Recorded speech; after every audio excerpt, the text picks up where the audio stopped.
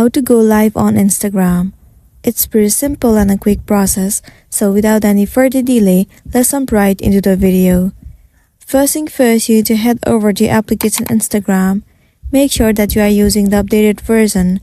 Also, enter your login credential and log in into your specific account. Once you have been logged in, now what you need to do is, you have to swipe right and head over to your story section.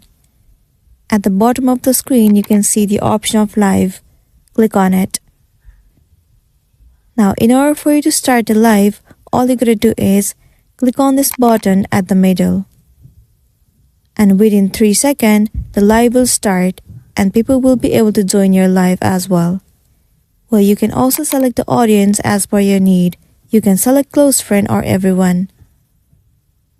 So once you click on this button, the live will start. But also you should know that in order for you to have the live option, you should also have 1,000 followers on Instagram. If you have less than 1,000, then you will not be able to go live. So make sure to have 1,000 gross followers on Instagram. So that's the end of the video. If this video helped you, give it a like and check out our next tutorial. Thank you.